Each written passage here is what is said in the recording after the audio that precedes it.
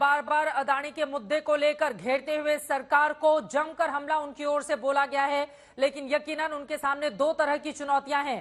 पहला, अपना राजनीतिक भविष्य बचाना, और दूसरा, कानूनी तौर पर ऊपरी अदालत से जो आदेश आया है निचली अदालत से उस पर स्टे ऑर्डर करना या फिर 2 साल से कम की सजा पाना। क्योंकि अगर ऐसा नहीं होता है तो फिर राहुल गांधी की मुश्किलें बढ़ जाएंगी, क्योंकि एक तो 2 साल की सजा और उसके बाद 6 साल तक चुनाव नहीं लड़ पाना, यानी कि 2031 तक राहुल गांधी का नाम ईवीएम के ऊपर नहीं रहेगा अगर यथास्थिति कायम रहती है तो।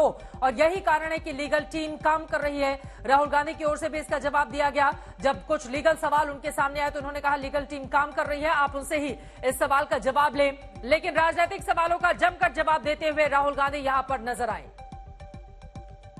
ऊपरी अदालत से आपको स्टे मिलता है तो आपको उम्मीद है कि लोकसभा स्पीकर भी आपकी सदस्यता को बहाल कर देंगे?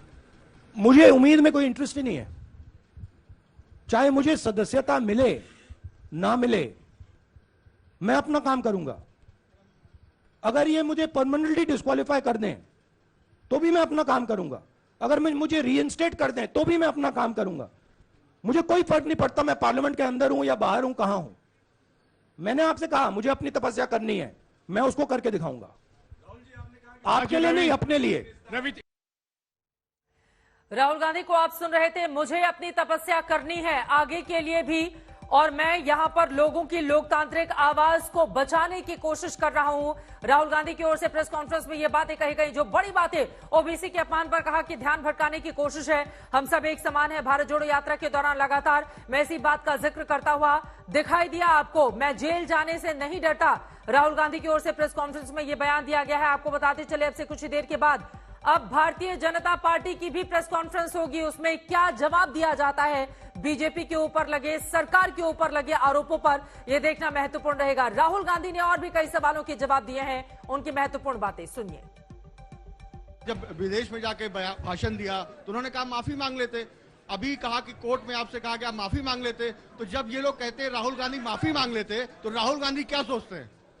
राहुल गांधी सोचता है मेरा नाम सावरकर नहीं है, मेरा नाम गांधी है।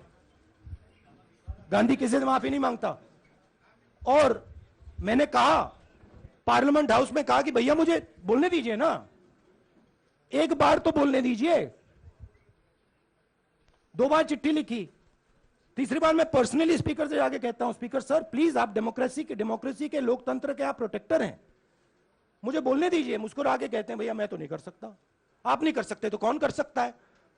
शायद मुझे जाके मोदी जी से पूछना पड़े, वो तो करने नहीं देंगे। तो मेरा जो पॉइंट है, इस देश में लोकतंत्र खत्म हो गया है। इस देश के लोग जो इनके दिल में है, हमारे दिल में है, बोल नहीं सकते हैं।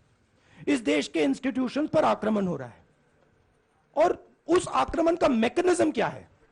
उस आक्रमण का मैकेनिज्म नरेंद्र मोदी जी और अदानी जी का रिश्ता है, वो फाउंडेशन है। मैं नरेंद्र मोदी जी पर सवाल नहीं पूछ रहा हूं, मैं अदानी जी पर सवाल पूछ रहा हूं। बीजेपी अदानी जी को क्यों प्रोटेक्ट कर रही है? आप नरेंद्र मोदी जी को प्रोटेक्ट कीजिए। मैं अदानी जी पे पूछ रहा हूं, आप अदानी जी को क्यों प्रोटेक्ट कर रहे हो? आप इसलिए अदानी जी को प्रोटेक्ट कर रहे हो क्योंकि आप ही अदानी हो। Thank you.